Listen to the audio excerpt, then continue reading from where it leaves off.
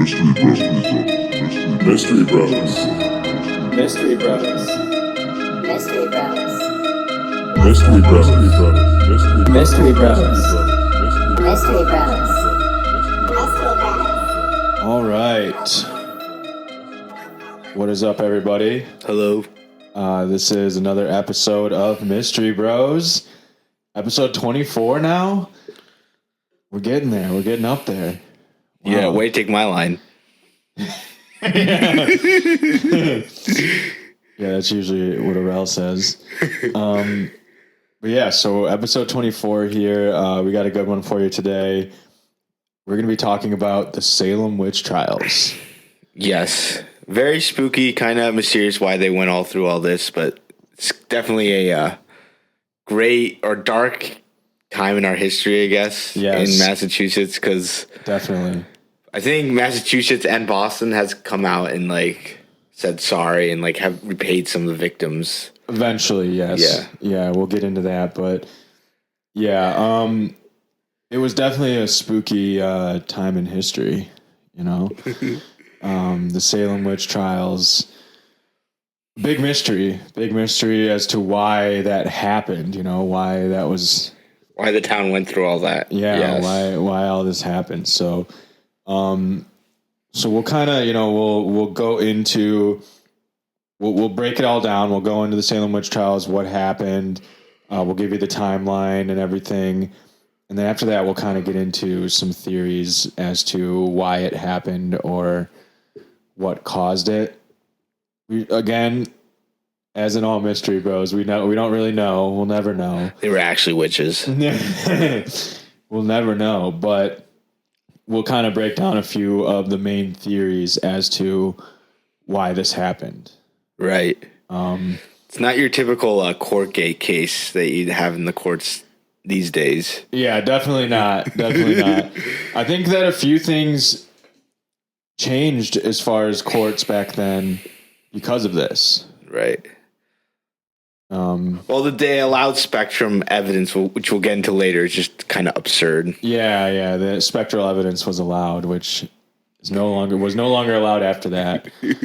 But let's get into it. So it all starts in January of 1692. In the Massachusetts colonies, more specifically in Salem Village. Now there is Salem Village and Salem Town are technically separate places. They're like 5 miles apart. Yeah, they were pretty close to each other, but they were separate places. So the beginning of it all started in Salem Village. So that's what we're going to be talking about. Yeah, where the main hysteria started. Yes. So the daughter of Samuel Parris, who was the pastor of the Church of Salem Village, she was 9 years old at the time. And also his niece, Abigail Williams, who was about 11 at the time, they started kind of writhing in pain and having convulsions and yelling, screaming, Acting very weird. Tantrums. Yeah, tantrums, acting very strange, twisting their body in weird ways. They couldn't eat or speak at times. So this started to cause a little bit of a panic for Samuel Parris, at least. Yeah, he didn't know what it was. Yeah, he had no idea. Obviously, no one really knew what was going on there. So a doctor was called in to diagnose them. And even the doctor couldn't really understand what was going on. He couldn't really explain anything. So he just went with the lazy explanation. Yeah, Must be witch. So he diagnosed them as witchcraft. It's interesting to note that I have here that he couldn't even write. This doctor's very doctor? average. Yeah, he could read but not write. That's the 17th century for you. No, but most doctors could. But in this small village, this wasn't the most prestigious doctor in the land. Yeah, I could imagine he couldn't even write. So, so the doctor, since he couldn't explain what was going on, he diagnosed witchcraft. Now, the Salem Village and Salem Town, they were a colony of what was called Puritans. All right, so Puritans are like an extremely strict sect of Christianity. They want to purify the system, basically.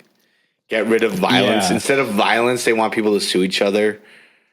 That's one way to do it. They were more of a they kind of wanted to change the Christian religion to their own way, kind of cleanse it a little Yes, and they were extremely strict, very strict on their guidelines and their rules. And the Puritans believed in witchcraft, and it was actually written into law as a crime.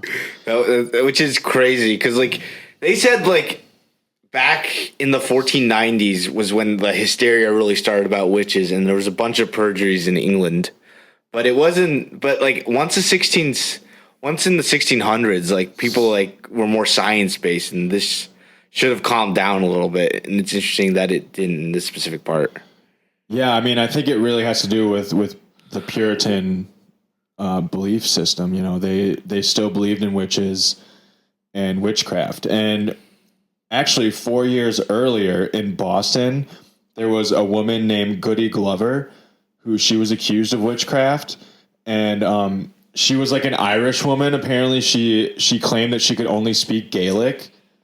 So when they asked her to recite the Lord's Prayer, She couldn't do she it couldn't do it. And she was hung as a witch. because they said the witch couldn't recite the Lord's Prayer. Yeah, that was one of their ways of deciphering, you know, figuring out if you were a witch or not is, can you recite the Lord's Prayer? Because a witch would not be able to do that. There was a book that came out, like The Witcher, 4 years before, and it was like very popular. It was very popular. Had that in there, and it was a very big read. Like people were into witches at the time. So kind of like what Arel was just saying, like back in the 1490s in Europe, the church basically started a crusade against paganism. And in that crusade, there was a lot of like witches, supposed witches being burned and hung. And then over the next 150 years, they estimated that there was about 50,000 people that were executed as witches. But then, like you were saying, around 1650, most of it had kind of stopped and people were more interested in science and that kind of thing. And that kind of upset the Puritans. They didn't like that.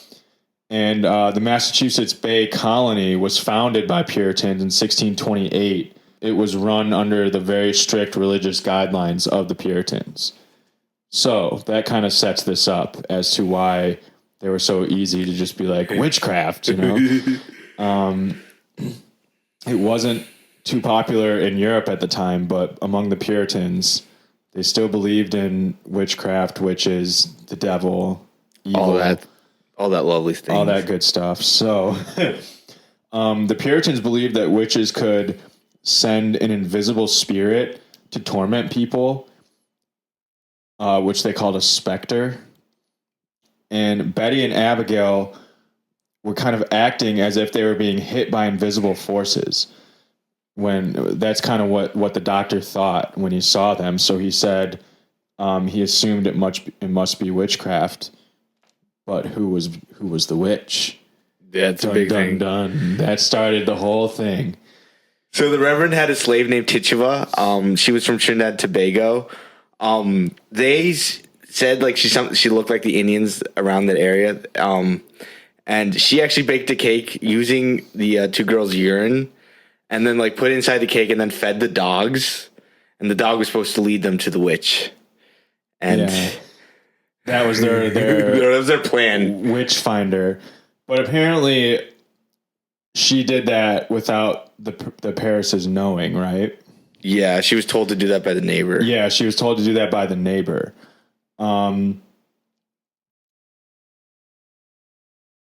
When they discovered it, the Puritans thought that it was some sort of magic, which is what they were trying to get rid of. Like they didn't want that. That's the point of getting rid of the witches, is getting rid of magic and that kind of stuff. So, so they were pretty much outraged by that. And when the Reverend Paris, he asked the girls to point out the witch. They pointed at Tituba. You know, at the time, I think that she was kind of an obvious scapegoat. She was the slave, the servant. She wasn't Puritan. She wasn't white. Yeah, let's be honest. She wasn't white. So she was kind of the obvious scapegoat in that scenario. So they pointed out Tituba, and they described her as Indian. Just kind of like Aurel said, she looked like an Indian, like a Native American Indian. So they described her as Indian, but she was just dark-skinned and from the Barbados. And it was very common knowledge back then that the Native Americans in that area, they were very aggressive. The Indians, yeah, they were very aggressive, and they were known to practice paganism and witchcraft and magic and that kind of stuff. So that kind of freaked them out. Yeah, well, that's probably what they thought those rituals were. Because I know the Indians have some cool rituals, like dancing around a fire and stuff, and they probably thought, like, well, what are they doing? Yeah. So a little background on that. 15 years earlier in Maine, which isn't that far from the Boston colonies, Mercy Lewis, she was 3 years old at the time, and a tribe of Indians came in the night and massacred her entire village. 34 people were killed, including Mercy's entire family. Women and children murdered. I think she just hid under a bed, so they didn't find her. And then right after that, because her entire family was murdered, she moved to Salem and became a servant. So also in January 1692, back to present of the witch trials, Indians attacked a village called York, which was not very far from Salem at all. It was only like 5 miles north or so of Salem. And when the news got to Salem, it freaked a lot of people out. And Mercy started to have fits and violence and the same kind of symptoms that the Paris girls were having. Mm-hmm. And then there were like a couple others too. They all must have known each other. This must have been a small village. That's what I heard. Everybody knew each other. But like, I think that's more, she just had more fear because she went through that once. That's why she probably had like these, she was probably more afraid, had like, you know how they could say with some veterans that they have like some syndromes once they have like a terrible like PTSD. Like she was probably going through something like that. Yeah. I mean, even though she was only 3 years old when all that happened, like there has to be some sort of memory or something deep down in there that can be brought That up. would scare me. Just have everyone around you killed and just while you're raided. The only reason you were alive is because you hid under your bed. Yeah, like that's gotta be really. I would have been I would have been killed immediately. I would have cried like, "Mommy, mommy, what's going on?" So then, shortly after Mercy starts having these same fits, the family that she was a servant for, the Putnam family, all starts having fits as well and acting like they're bewitched. So this kind of opens up the floodgates. Women and girls all over town start having fits of pain and seem like they're bewitched. All right, there's a bunch of them. Many young girls, also teens, even girls in their 20s, and there was a few like older grown married women as well that were doing this. When asked, many of them would accuse Tituba, and since a few of them were adults, that can be taken as a legal accusation, and they could take action against her. So they grabbed up Tituba. Yeah, I think that was just the normal solution. Just, you have to blame somebody. I think that's just the first person that I wonder how much. She was the obvious scapegoat, like we were saying earlier. Like, she was not white. And that was, unfortunately, that's how it was back then. And she has the most contact with the children because she lives in the house. So it's like, oh, it must be her. Yeah, she lived in the Paris house. Yeah. So then, in March 2nd,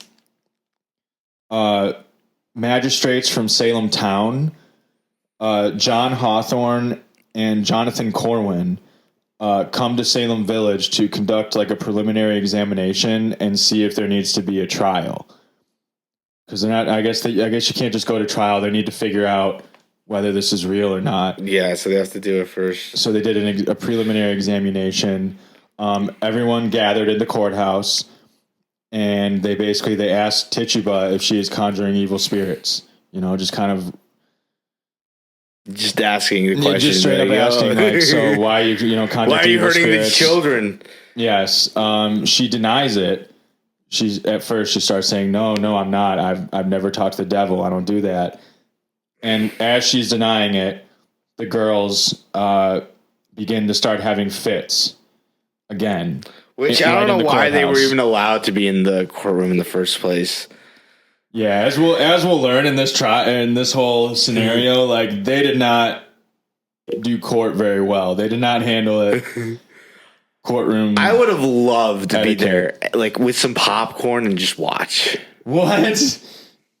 That's crazy. I mean, because they're like freaking out, and like the girls and the ladies like, no, I wouldn't do this. I wonder how real it actually seemed. Like, could you tell that they were bullshitting when they were? I mean, no, obviously not. Yeah. I think everybody was like in fear. Yeah, and they see scared. People react. And but I think that if you and I went back and saw that, we'd be like, what the fuck? Like, you guys are dumb. Like, what do you mean? But anyway, so she's denying it. Tituba is denying it, saying she's never spoke to the devil, never did any witchcraft, anything like that. And once the girls start throwing fits and freaking out, I think Tituba kind of sees the writing on the wall, sees what's going on.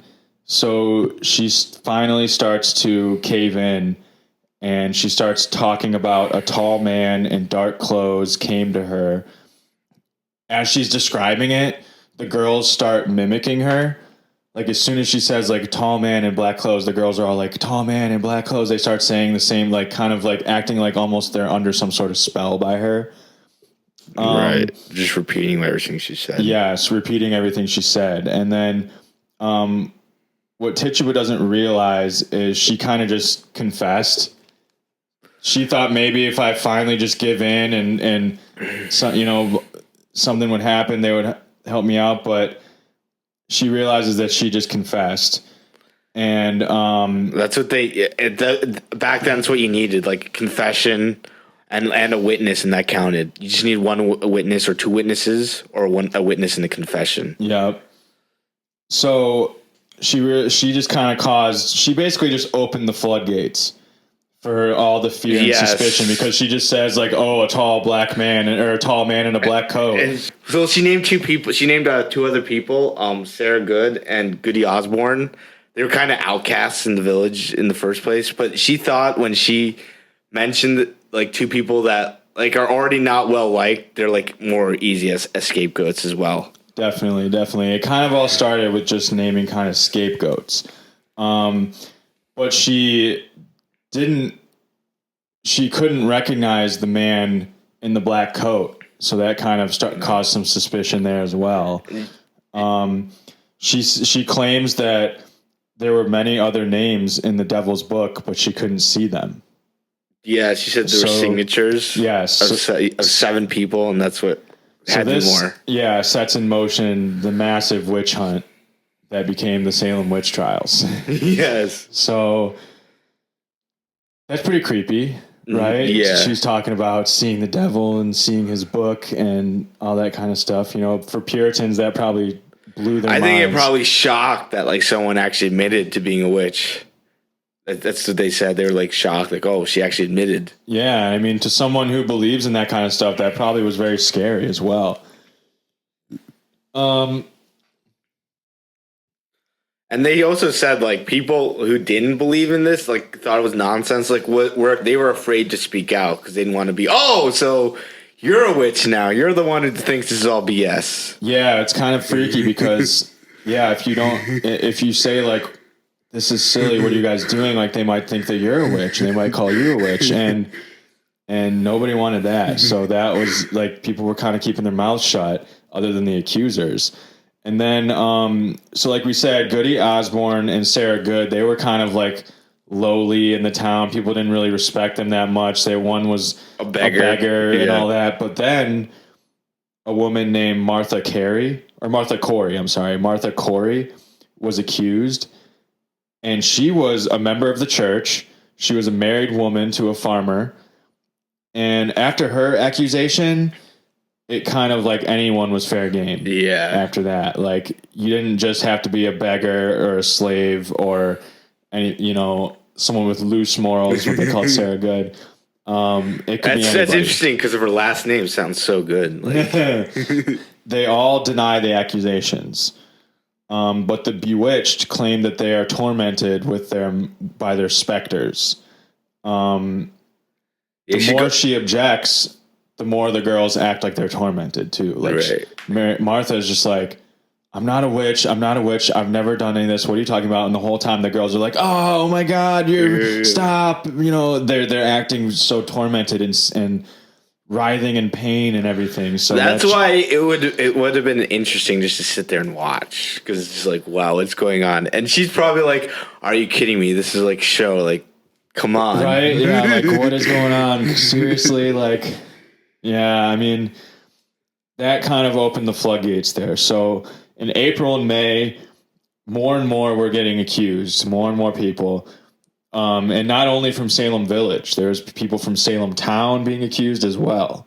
Right. By the end of April, 10 are accused and thrown in jail.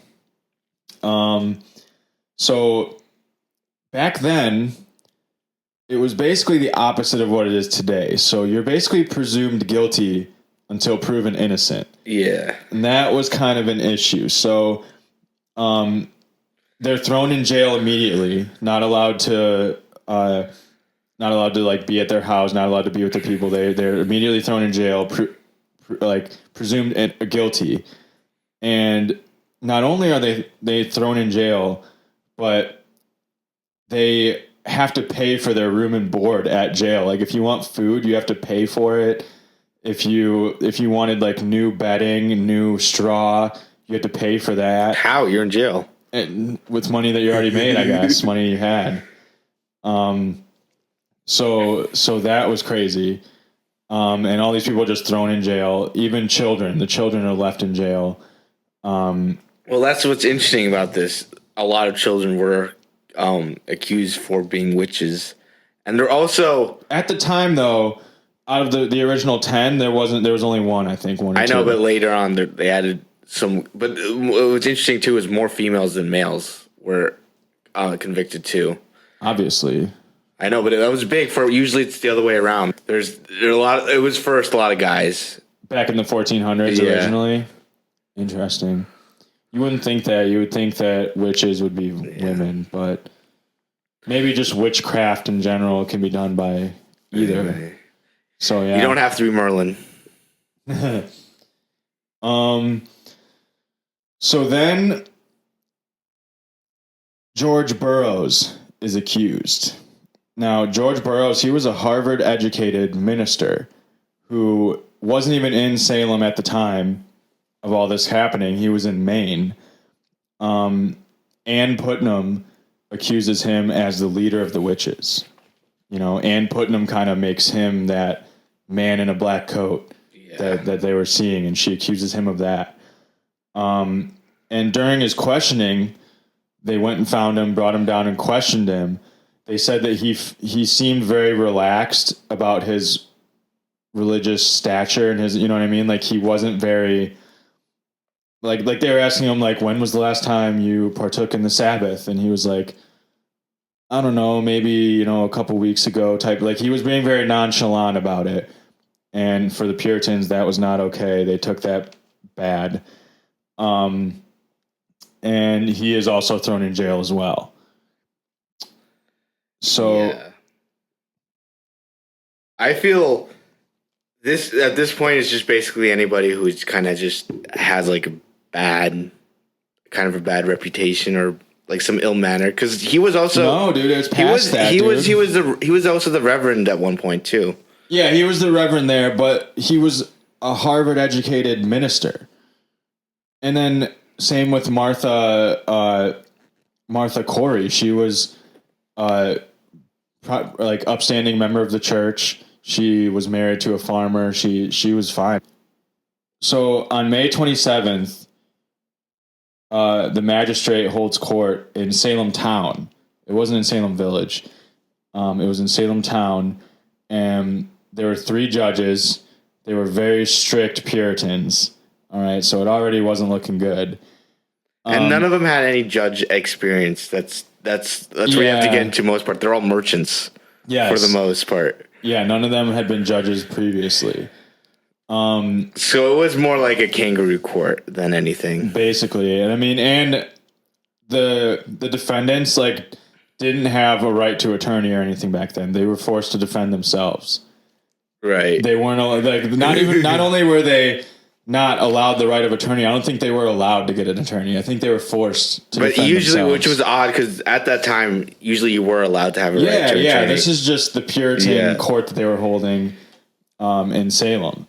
So Bridget Bishop was the very first of them to go on trial. While she was trying to defend herself, the girls who were in the audience start screaming and writhing, and one of them showed their hands, and her hands had a bunch of pins in them. I know. Like, what? It's just. And she said that was Bridget Bishop doing that to her, and there was no like order in the court or anything like that. Like they just like moved with that. They were like, "Oh, people in the audience are screaming like they're being bewitched. Must be happening." Like. You'd think that, like nowadays they'd be like, shut up. And like in the audience, you could get in trouble. You could be held in contempt. And there was no defendant or no like defense attorney to say like object or anything like that. Like throw these children out. Like, none of that was going on. They just took that as like. They're like kind of persuading the jury. Like, much. Look, she's doing it right now. Exactly. So while that was going on, the judges just kind of took that as evidence. And Bridget was found guilty, and she was hanged on June 10th. She was the first to really She was get the hanged. first of many. First of many. The first of many, unfortunately. So then continuing, July 19th, 5 more people executed in Salem Village. They were hanged because they wouldn't confess or give up other witches. And another fact, not so fun fact, the way that they hung them, they didn't hang them in the traditional way where like they put the noose around your neck and then drop you and you hang. Yeah, they strangled you to death. They walked you up on a ladder and then worse. Twisted the ladder away so that you didn't fall. You just had to sit there and strangle to death. Oh, that's just worse. Your It's not neck a didn't quick break. death. Yeah. It wasn't just like you fall and your neck breaks and you're dead, like the traditional hanging. They like force you to sit there. But it's crazy that's the thing. Like now you wouldn't like gather around for like, oh, let's see this person get hanged. It's like a town thing to do. I guess it's like. I mean, you can do that. You can do that today in like Texas and stuff. There's like. You can see executions.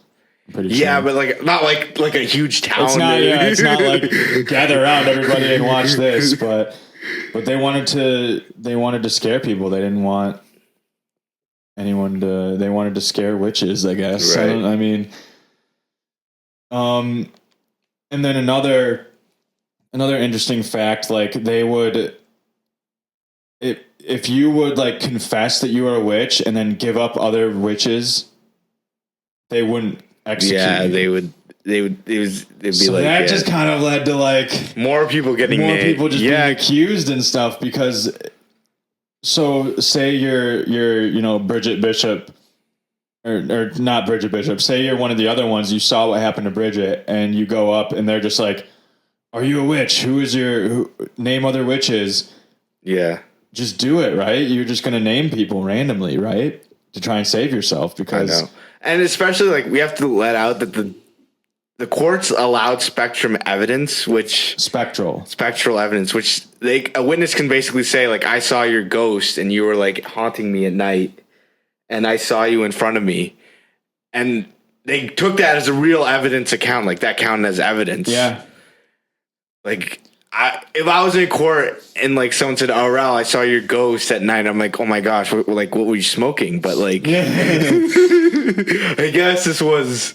Yeah, that was taken into court as evidence, spectral evidence, which is mainly what most of these girls, or most of them, were accused on. Yeah, other than the confessions, it was all spectral evidence. right. So then, George Burroughs finally stands trial, and he kind of started a bit of a movement among them where he would not confess to the accusations, and he would proclaim his innocence and also challenge the accusers. He also he basically wrote a letter saying that it was all like witches and all that doesn't exist, and he kind of like shit on a little bit on the Puritan like religions and beliefs. And you have to think the jury is like all Puritan, like the judges. What do you think was going to happen? The judges were like very strict Puritans, so that did not fly with them. But yeah, he wrote that letter, and he wouldn't accuse anyone else. So because of his defiance, the Puritans found him guilty, and he was hanged on August 19th. Right. But during his hanging, with the noose around his neck, right before they pulled the ladder away, he recited the Lord's Prayer, word for word.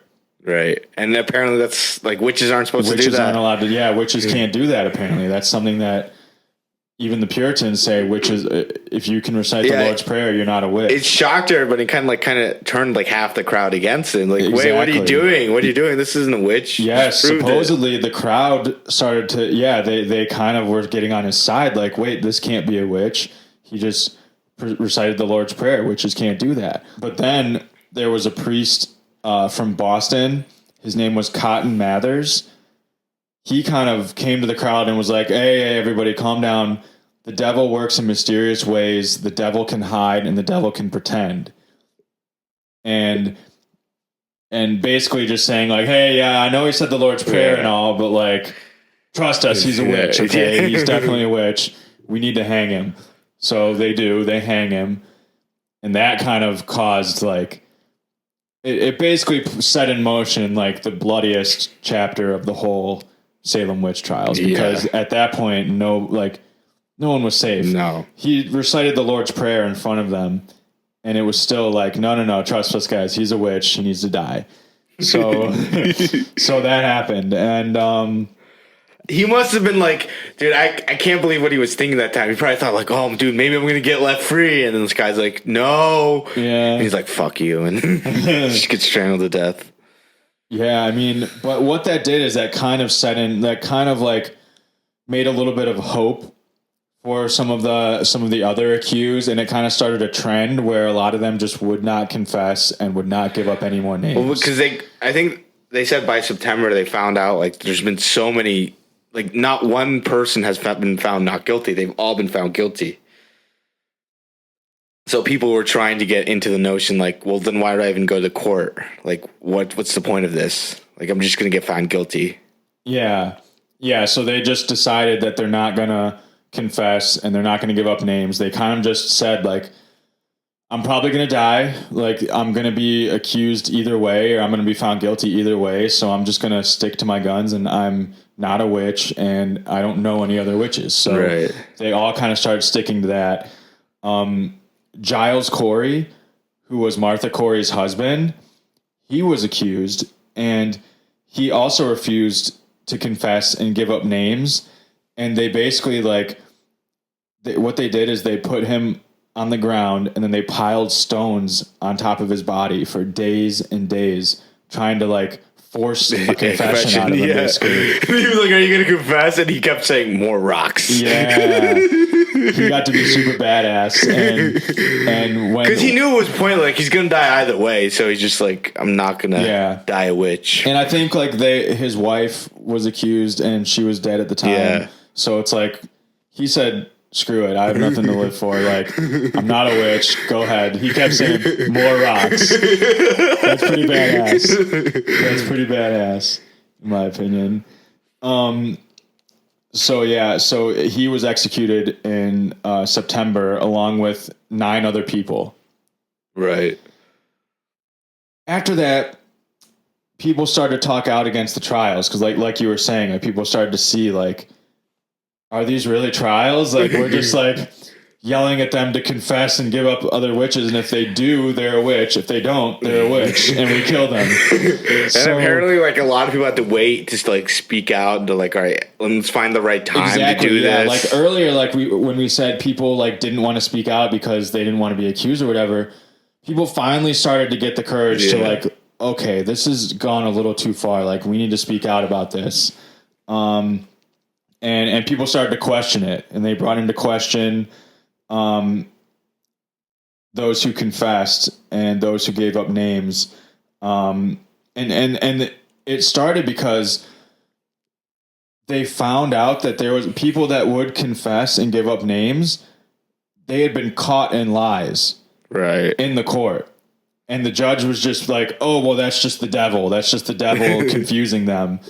But they're still witches, and everyone they said is still guilty. And like, it became obvious to outsiders, to non-super strict Puritans, that like something messed up was going on here, and maybe this had more to do with like, you know, actual witches and stuff. Well, yeah, and it was, and you know, it's interesting too about when the governor's wife was brought in to confess. When she was questioned, that's basically when the governor said, "This is over." Really? Yeah. So in October 3rd, the governor's wife, her wife's name is Miss Phipps. She came in and got questioned, and like they just questioned her about it, and like kind of maybe like thought like maybe she's a witch. At that point, the governor at that point just brought it all to an end. Just said, "All right. Now that you're letting my wife get involved into this, this has to stop." Really? Yeah. And then also people who had previously confessed, like Margaret Jacobs, she confessed and started giving out other names, and she wrote a letter to the judges afterwards because she gave up her own grandfather, and her own grandfather was killed. And after that happened, I think that kind of like shook her up, and she said that she lied to try and save her life. She admitted the lying about what she said. And then others start to say the same thing, which led to even more like confusion, and it led to a lot less confessions and cooperators. Like immediately after they all started saying that they're lying, blah, blah. And then they found out that either way you're going to die. So people stopped confessing and cooperating. And it was just constant, just you're dead, you're dead, you're dead. Yeah. And then, like you said, the governor's wife got involved and that shut shit down. Cotton Mather's father, he wrote a plea to the court claiming it's better that we let 10 witches go than let one innocent person die. And this kind of started the whole, like, what's going on here? It's supposed to be innocent until proven guilty, and you guys are just hanging people left and right. And like you said, the governor just kind of dissolved the court after that. And these are basically the last trials that have ever been. This is the last time basically witches have ever been accused, because after that the court system was like, we're never dealing with this again. Yeah, well, basically the court that they were holding got dissolved by the governor, and then the cases were to be held in a regular court where spectral evidence was not admitted. Right. Spectral evidence was not allowed. And they still allowed 3 more people were proven guilty, but the governor commuted their sentences. Yes. Only 3 people after that were found guilty after that, and the governor.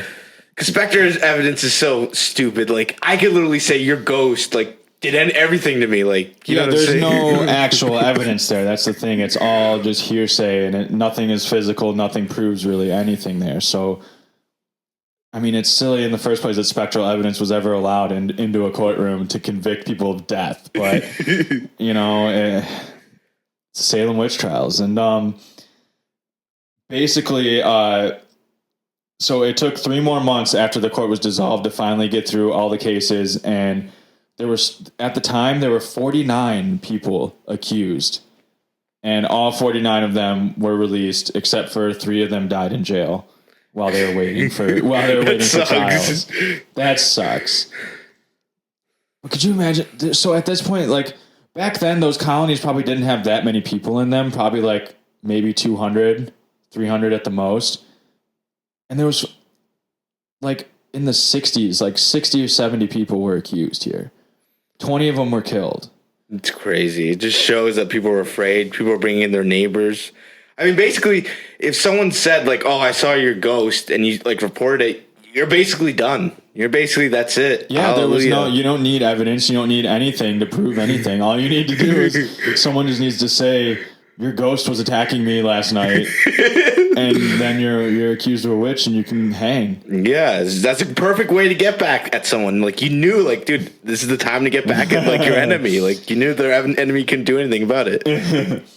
So the dust started to kind of settle a little bit, but once people started looking back, they knew there was some issues there. So in 1706, Anne Putnam writes an apology to the families of all the victims, and she basically says it was done out of confusion from the devil.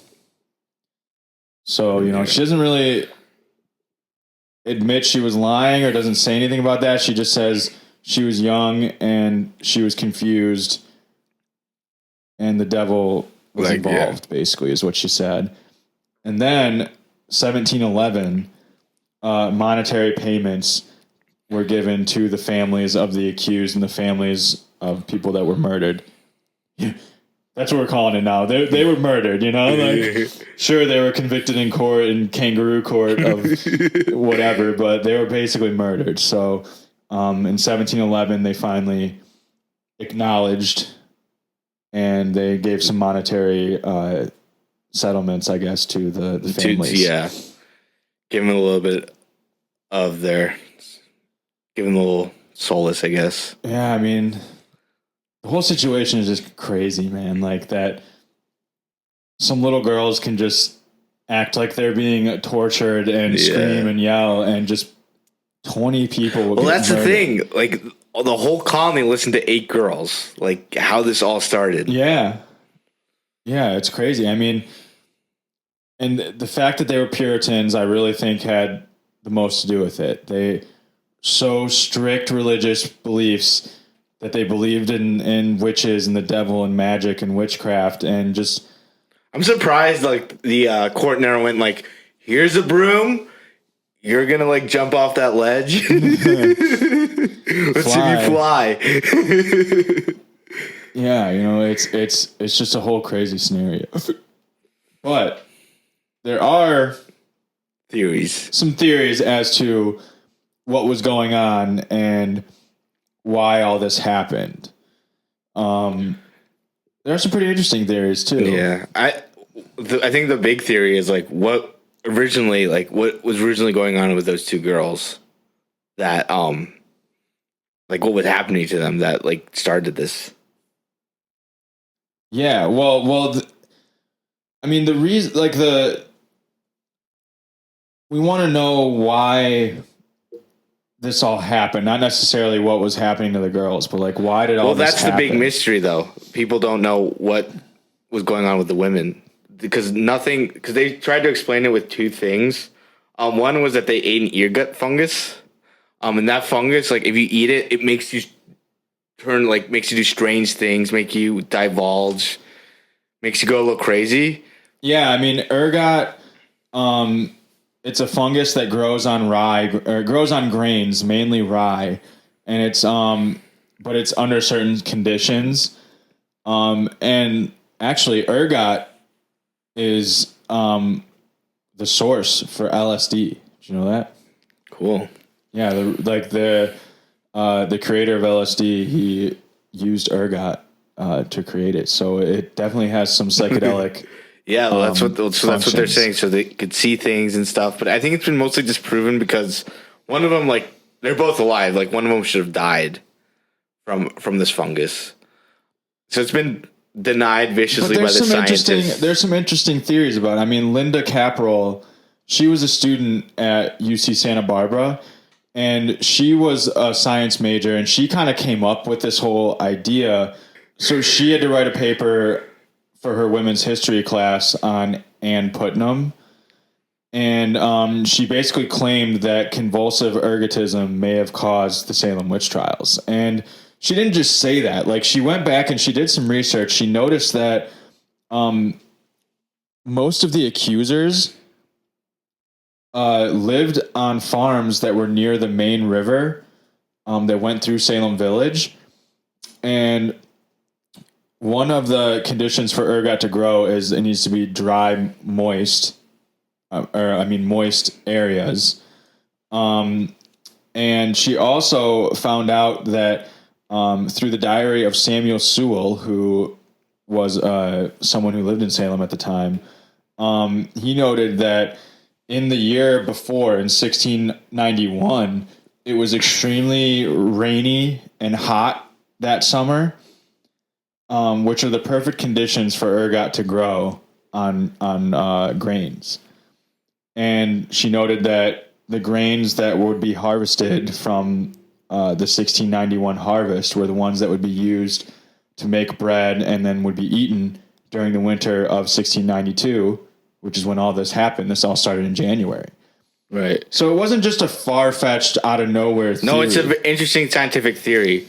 I just don't And like you said, the symptoms of ergotism were like convulsions, unexplained pain, and hallucinations. Right. No, I totally agree. It's a nice theory. It's a nice scientific way to explain it. Mm-hmm. It's just the evidence that like some of the new scientists have said. The evidence against it is that when you have ergotism and you've eaten that, like, you can't just 1 second be totally fine and then the next second be like writhing in pain, yes. And the girls were noted that like they weren't just constantly in pain and constantly rolling around. They were normal only when like the cameras were on them, you know what I mean? Only when it was time in the courtroom, only, that kind of stuff was when they decided to start writhing in pain and stuff. So, well, that's another theory, is that they did this because it was maybe one of the harshest winters.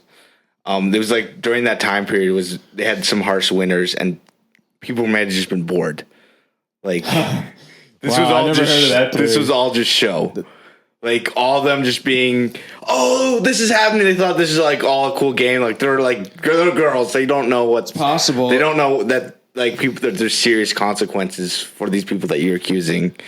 And Puritans also, like they were very, like we said, very extremely strict religious people, and like children weren't exactly like, it wasn't like today where like, oh, you love your child and like everything is beautiful and perfect. And like back then, like children were born with sin and all they needed to do was do their work and and they weren't treated very nicely. Are they going with the other theory that they weren't loved? They wanted to feel some love, so they acted out. I guess, yeah, basically that's like that, like.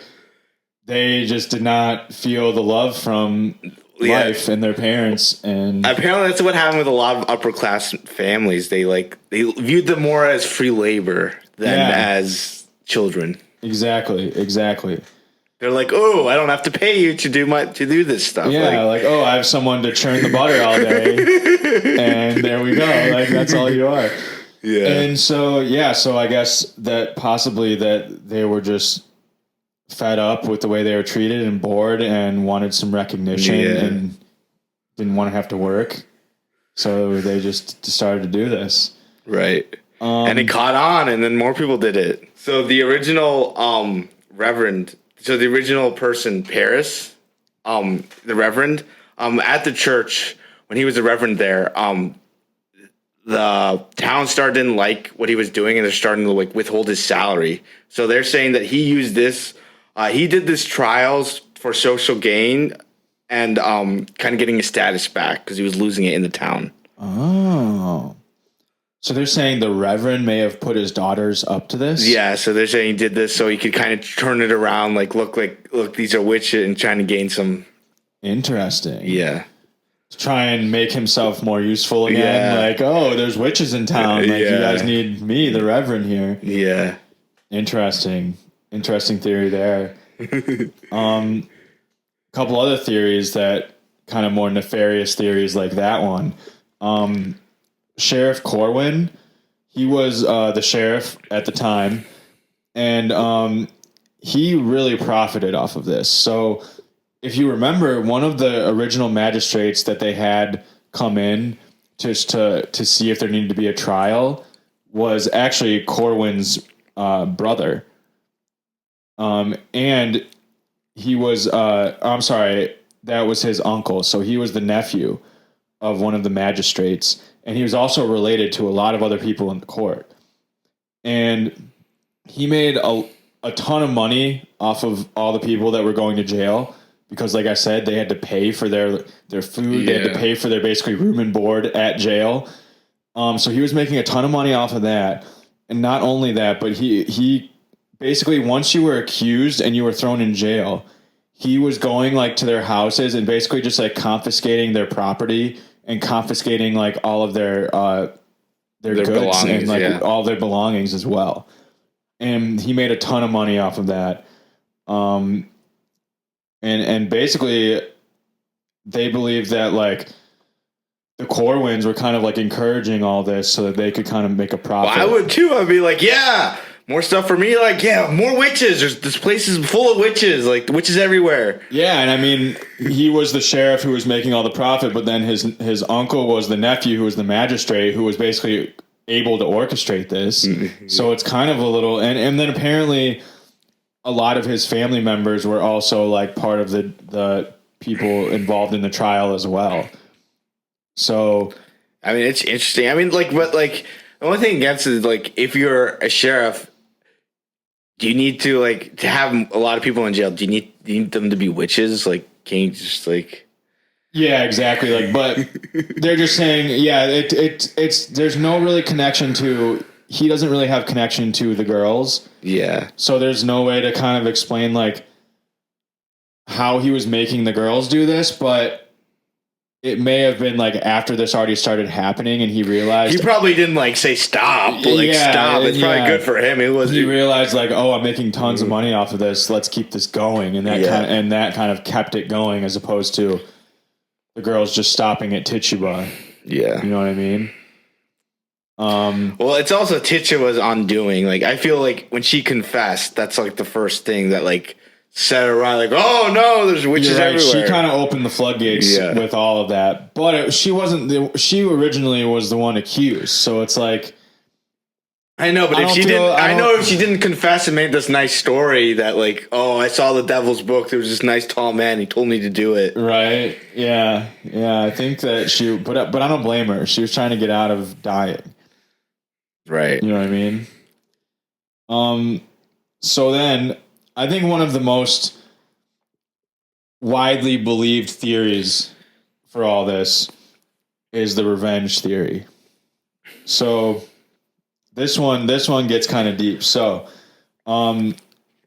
like you were saying earlier, the Puritans didn't want violence. There was back then, like in the 17th century, back then, like it was pretty violent. You know, if you had a dispute with someone, oftentimes you'd shoot them or you just fight them. Fight it out. and that was kind of the way you settled things. If you think someone wronged you, you would go to their house and beat them up or accuse them or challenge them to a duel or something like that. Like there was a lot of violence and the Puritans did not like that. So what they tried to encourage people to do was to sue each other. That's a nicer way to do it. Like, I'm not going to kill you. I'm just going to take care of whatever you have. Listen, just sue everybody, go to court, and we'll settle it in court, basically, was how they wanted everything to happen. So as you can imagine, it was very commonplace to take each other to court and sue each other. So the Putnams were very fond of suing people. Of course. Thomas Putnam, who was the husband of Anne Putnam, and his daughter, and Mercy was his servant. So he was in the house with all of them. Thomas Putnam had many, many, many disputes in Salem. He basically, a lot of what it came down to, he supported the idea of Salem Village having its own church instead of having to walk 5 miles over to Salem town to attend church there. So he wanted there to be a second church in Salem Village for the people in Salem Village, but a lot of people didn't want that because they didn't want to pay taxes to two different churches. So the town was kind of divided, and one side of the town all was in support of there being another church because they were on the far side and they had to walk a lot farther. And the other side of town was like, no, we don't need two churches, and they were opposed to it. And Thomas Putnam did not like that very much. And if you look at a map of like where the accusers were and where the people that were being accused of were, it's completely divided by those who support there being two churches were the accusers, and those who didn't support it were all being accused. All right. That's interesting. It was a very, very striking correlation there. And also, just to add more to it, the Putnams, Anne, Mercy, Thomas, and the daughter were behind 181 accusations. Wow. Okay. Thomas's brother participated in 13 of the cases. His brother-in-law participated in seven different witch hunts. And then another big, this one, I think this nails it right here. So George Burroughs, he had borrowed money from Thomas Putnam, or not from Thomas, but from a Putnam. And, he was a reverend in the town, and the town wasn't paying his salary. So Thomas Putnam sued him because he wasn't paying back what he owed him. And George Burroughs in court basically just argued that how can I pay you if I'm not getting paid?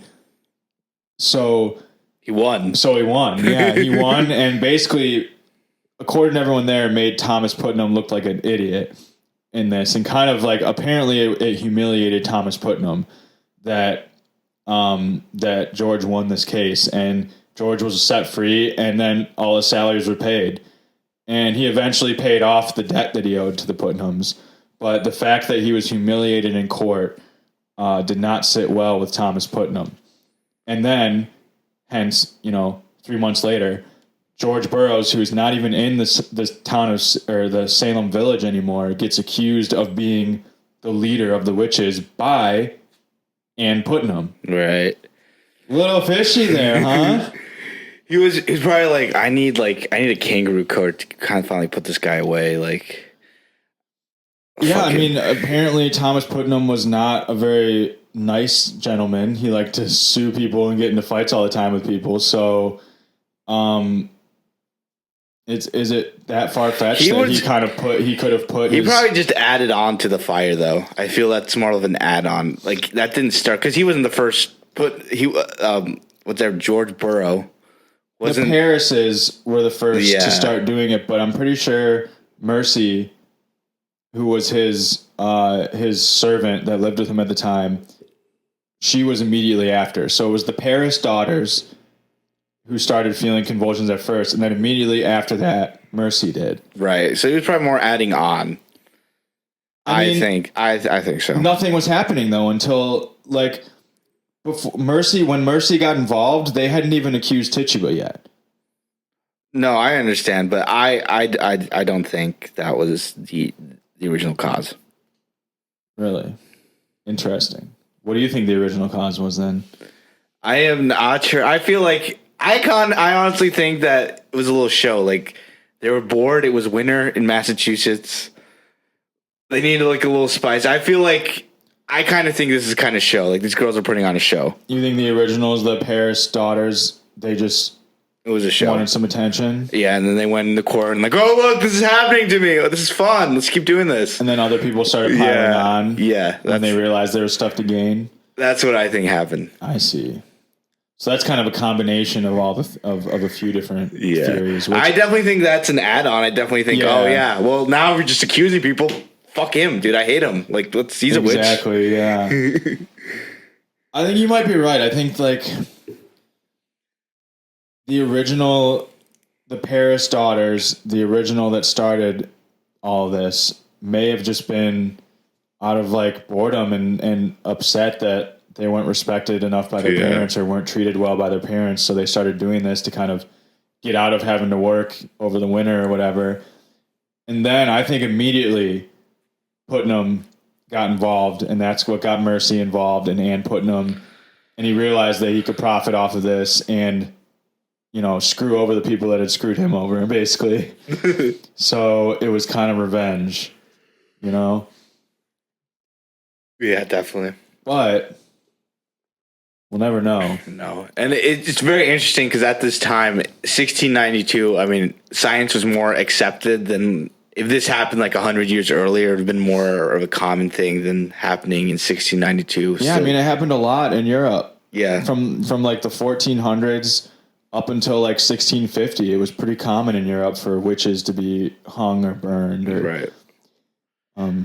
It's interesting. So one of the historians said that it's not that we just thought like witches are ridiculous. We just changed to something else. So he says instead of witches, we now believe that aliens are real and UFOs. So he says that we put our thought into what's like paranormal or crazy into something else than witches, because now we know that witches don't exist. So we go to our next thing. Hey, fuck that guy. That's what I say. He's definitely not listening to Mystery Bros. That's for sure. Well, first of all, he said that in like the 90s. Okay. In the 90s, it was kind of crazy to believe in like UFOs and aliens and stuff. I mean, it was super like wacko mumbo jumbo back then. All right. But now the government is admitting that there are UFOs and aliens. Okay? I know, but it's just funny. It's just funny because slightly like just shitting on our show just a little bit. Pissing me off, this guy. Fuck that guy. But yeah, it's you know, it's still strange to this day when you look back on it that something like that could get so out of hand to where 20 people are murdered and like 80 people are in jail accused of witchcraft. And it went through a court system, like a court approved, like said yes. Yes, it went through an actual court system, actual trials where spectral evidence was admitted and taken as real evidence, and then people were killed over it. You know, that's just crazy. Right. But I mean, there's been some movies about it. The Crucible, have you seen that one? It's an interesting movie. I mean, there was a video on YouTube. Like a movie on YouTube that's like 3 hours long. Yeah, I saw that. I might check that out. I might watch that. It's very old fashioned. I like kind of clicked on it a little bit. Was it good? I like didn't. I it's watched. Free. You can watch it for free. Yeah, it's free. Interesting. Go check it out, guys. I might check it out. The Crucible, I would skip it. It's not very historically accurate. I don't think they used some of the names that are real, and then some of them are just people that didn't exist or weren't involved. What was their what was their theory more on how the Salem Witch Trials happened? Why they happened? They didn't explain it. It's not. I mean, it doesn't make sense. Like they made up a reason basically. Like they made like one of the women was like wanted to get with one of the guys, and so she started to accuse his. It's something that didn't actually happen at all. So it's not worth talking about it. It's an interesting movie, I guess, but it's not historically accurate at all. So I'd skip that one. So it's all over a romance. Yeah, it was dumb. It wasn't a good depiction. They haven't really made like a Hollywood movie. I know. Yeah, The Crucible is the only one, and that one isn't very good. It's not very accurate. That's not that new either. Yeah, you're right. That was like 90 something, late 90s, I think. Yeah, you're right. They should make one. Be cool. I'd watch it. Although we should check out that thing on YouTube, see if it's any good. But it's like 3 hours long. I might. It's an old movie. It's definitely made in like the 70s or 60s. Oh, really? Yeah. Oh. It's pretty old. There's some good movies that are made in like the 70s and 80s, but usually you would have heard about them. You know? There's some great movies that were made in the 70s, 80s, 90s, all that, but like you know of them by now. So if you haven't heard of a movie that was made in like the 70s or 80s, it's probably not that good. But yeah, they should make something like that because it would be interesting, and they should make it more historically accurate. Like the Crucible would have been great. Like the way that they did it was good. It would have been great if it was historically accurate, I think. They just made up a stupid reason. Yeah, they just made up stuff and tried to make it more theatrical, but it's already a pretty theatrical like scenario. Like it's a pretty interesting scenario. You can't make a movie out of that and make it interesting. Why you got to add bullshit in there? I don't know. I wonder if there are people in the courtroom and they're like, are people taking this seriously? Like, I mean, I think that they were saying like there was people that wanted to speak out against it, but just were scared that if they did, they would be accused next. And they saw what was happening, how ridiculous it was. So they just didn't want to get involved. Could have saved some lives, or they could have just been murdered themselves. Who knows? We'll never know. Yeah. Yeah. But so, I think that's about it for the Salem Witch Trial. It's an interesting, super interesting, historical thing. We've been doing a lot of historical stuff lately. We should get back. I guess we did the alien episode before that, but we'll get into some weird theory stuff again. I don't think. Oh yeah, string theory's next. I'm just kidding. No, we already did that, didn't we? No, that's a Fermi paradox. No, you're right. We did simulation theory. Yeah, we don't have anything planned for next time. We'll get back because sorry, we've been keeping you hanging on all these all the ones lately. We don't let you know what we're doing next, but we usually just figure it out, within a couple of days after recording, and then we get into it. Yeah, send us your mysteries, and we'll be happy to check them out. Yeah, leave us a comment or something about any mysteries you want us to look into. We'll definitely do an episode on it if it's interesting enough. Also, we check out our Facebook page, Mystery Bros Podcast on Facebook. Give us a like. Let everybody know, we're on Spotify, we're on Apple Podcasts, we're on YouTube. Yeah. All the main Stitcher as well. Tune in.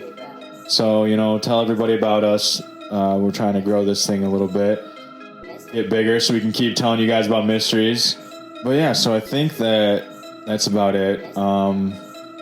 We will get with you pretty soon with a new episode. And thank you guys for listening, and peace out. Peace out. Mystery Brothers. Mystery Brothers. Mystery Brothers. Mystery Brothers. Mystery Brothers. Mystery Bros. Mystery Bros.